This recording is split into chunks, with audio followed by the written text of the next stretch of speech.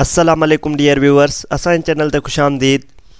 जीअं त university of Sindh तरफ़ां पहिरीं मेरिट लिस्ट लगाई वई हुई ऐं काफ़ी कैंडिडेट्स कमेंट में पुछनि पिया चालान कॾहिं ईंदा त उन ते मूं ऑलरेडी वीडियो ठाही हुई त जॾहिं बि चालान अपलोड थींदो त तव्हांखे पंहिंजे पोर्टल तां वञी डाउनलोड करणो पवंदो। त अॼु यूनिवर्सिटी ऑफ सिंध तरफ़ां फर्स्ट मेरिट लिस्ट में जेके भी कैंडिडेट सिलेक्ट थिया आहिनि उन्हनि जो चालान अपलोड कया विया आहिनि। तव्हां पंहिंजे पोर्टल ते वञी चालान डाउनलोड करे सघो था। चालान डाउनलोड करण जे लाइ सभिनी खां पहिरियां तव्हांखे पंहिंजो पोर्टल ओपन करणो पवंदो ऐं उन पोर्टल ओपन करण खां पोइ हीउ ॾिसी रहिया आहियो तव्हां click here to download your admission fees challan. त तव्हां जीअं ई हिते क्लिक कंदा त तव्हांखे एडमिशन जो चालान मिली वेंदो। जीअं ई असां हिते क्लिक कयोसीं त हीउ ॾिसो university of Sindh degree programme जंहिंमें तव्हां सिलेक्ट थिया आहियो उहो शिफ्ट तव्हांजी जेका बि आहे उन में कैटेगरी तव्हां कहिड़ी ते सिलेक्ट थिया आहियो, चॉइस तव्हांजी कहिड़ी हुई ऐं उन खां अलावा CPN तव्हांजी केतिरी आहे ऐं हिन जी जेका लास्ट डेट आहे उहा आहे 11/1/2024 या 11 जनवरी ताईं तव्हां पंहिंजो एडमिशन चालान पे करे सघो था।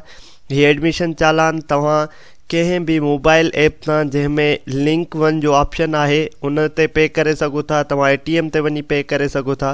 त जीअं ई तव्हां हिते ई क्लिक कंदा तव्हांजो एडमिशन चालान डाउनलोड कंदो ऐं हिते तव्हां क्लिक कंदा त हिते तव्हांजो रिटर्न चालान डाउनलोड थींदो। रिटर्न चालान जे बारे में मूं ऑलरेडी ॿुधाए चुको आहियां त हीउ चालान उहे कैंडिडेट पे कंदा जिन्हनि खे पंहिंजी मर्ज़ी जो डिपार्टमेंट मिली वियो आहे, जिन्हनि खे उहा चॉइस मिली आहे जेका हू चाहिनि पिया ऐं हू हाणे चाहिनि था त उन्हनि जी चॉइस तब्दील न थिए त उहे ही चालान डाउनलोड करे पे कंदा एडमिशन चालान सां गॾु। सभिनी खां पहिरियां असां एडमिशन चालान खे था ॾिसूं।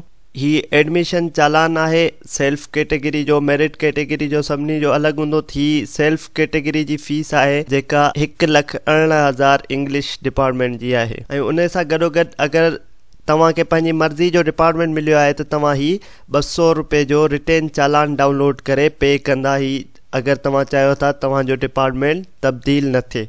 उम्मीद था कयूं तव्हांखे इन्फॉर्मेशन मिली वई हूंदी। यूनिवर्सिटी ऑफ सिंध तरफ़ां चालान अपलोड कया विया आहिनि। मज़ीद अहिड़ियुनि इंफॉर्मेटिव वीडियोज़ जे लाइ असांजे चैनल खे लाइक कयो, सब्सक्राइब कयो त जीअं असांजी ईंदड़ हर नई वीडियो ताईं पहुची सघे। अल्लाह हाफ़िज़।